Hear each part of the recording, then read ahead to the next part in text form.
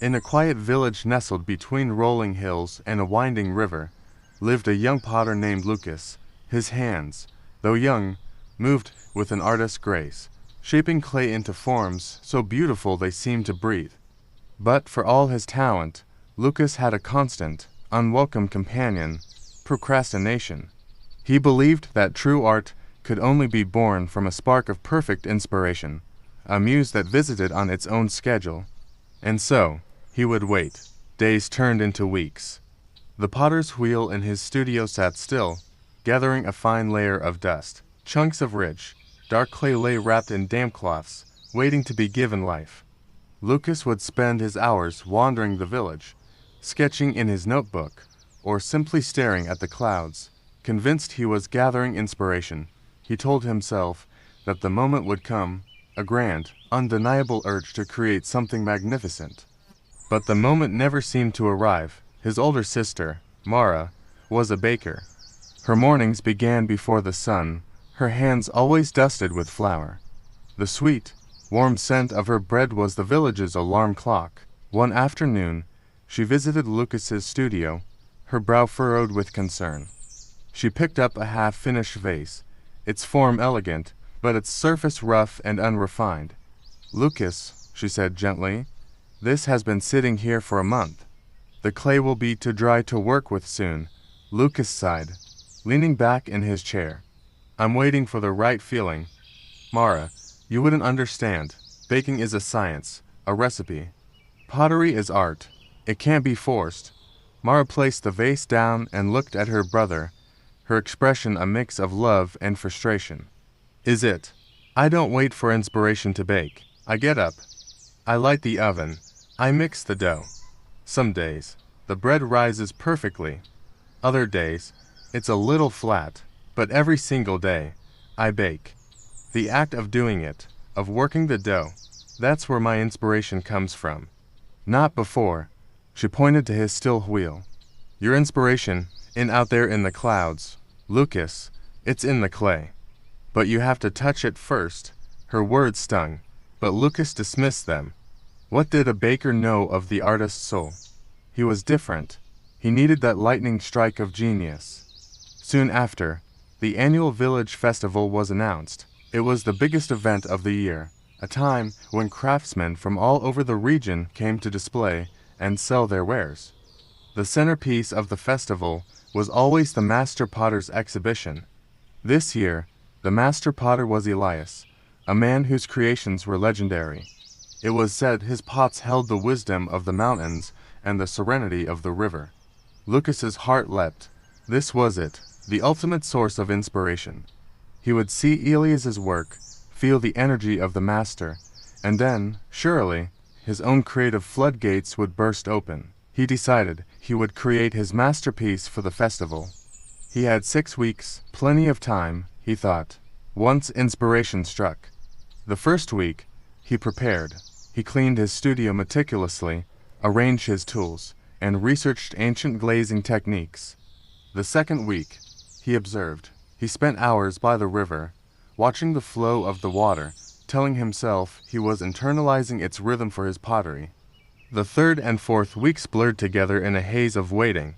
He'd sit before his wheel, close his eyes, and try to will the muse to appear. Nothing. A quiet panic began to bubble beneath his calm exterior. Meanwhile, he would hear the steady, rhythmic thud of Elias's wheel from the master's workshop at the edge of the village. The sound was a constant, gentle reproach. It started early in the morning and continued late into the evening.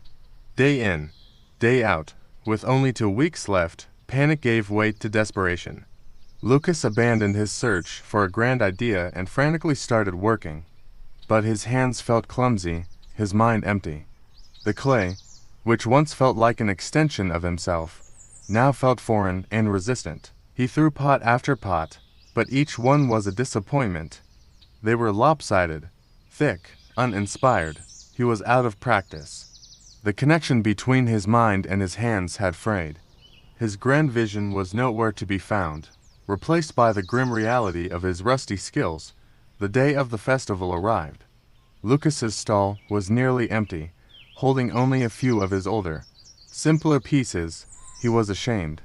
He avoided eye contact, his face burning with humiliation as villagers walked past, their gazes lingering on his sparse display before moving on.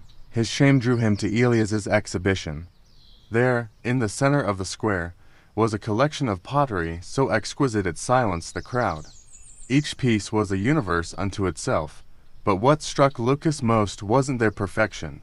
It was a small, unassuming sign in the corner of the display. Next to a pile of slightly flawed, yet still beautiful, pots, the sign read, "The practice pieces. For everyone I keep. 100 are reborn as clay. 100 to 1. The number echoed in Lucas's mind. He looked at the master's hands. They were not the delicate hands of a waiting artist. They were strong, calloused, and stained with clay, the hands of a worker. Later, that day, as the festival crowds thinned, Lucas saw Elias packing up his practice pieces. Mustering every ounce of his courage, he approached the old man. "Master Elias," he began, his voice barely a whisper, "your work is incredible. I have a question." Elias turned, his eyes kind and perceptive. "I see you have a potter's hands, but a worried heart. Ask, how do you find such endless inspiration?" Lucas asked, the words tumbling out. "I wait and wait, but it so rarely comes. I thought seeing your work would ignite something in me, but I just feel." Small, Elias smiled, a gentle, knowing smile. He picked up one of the flawed pots. "Inspiration," he said, turning the pot over in his hands. "We have it backwards. You and I, we think inspiration is a visitor that knocks on our door. But it is not. Inspiration is a reward. It is not the fuel. It is the flame that catches asterisk after asterisk you've been striking the flint. It is the warmth you feel asterisk after asterisk you've gathered the wood and built the fire." He gestured towards his own workshop. "I do not wait for the mood to be right. I show up. Every day, I sit at my wheel, I center the clay. Some days, my hands are stiff, and my mind is a blank wall. On those days, I make simple bowls, dozens of them. I practice my centering, my pulling. I focus on the basics. I do the work. And then, something magical happens." He leaned closer, his voice dropping to a conspiratorial whisper. "In the middle of that simple, repetitive work, the pulling, the shaping, the trimming, an idea will flicker. The rhythm of the work itself opens a door in the mind.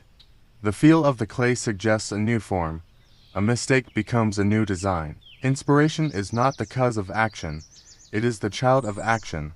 Lucas looked at his own smooth, clean hands, then at the clay caked under Elias's fingernails.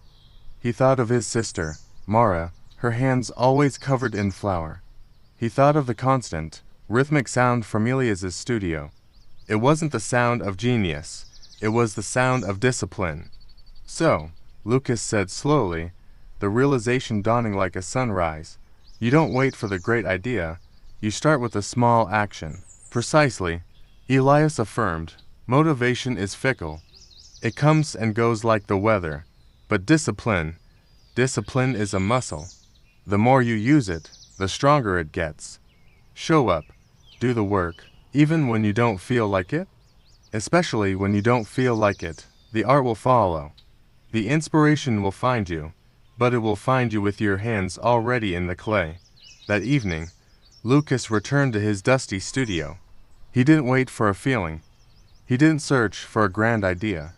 He walked to the lump of clay, unwrapped it, and slapped it onto the wheel. His first few attempts were clumsy, just as they had been before the festival, but he didn't stop. He remembered Elias's words, 100 are reborn as clay. He scraped the failed pots off the wheel and started again. And again, he worked through the night, the steady thud of the wheel filling the quiet studio.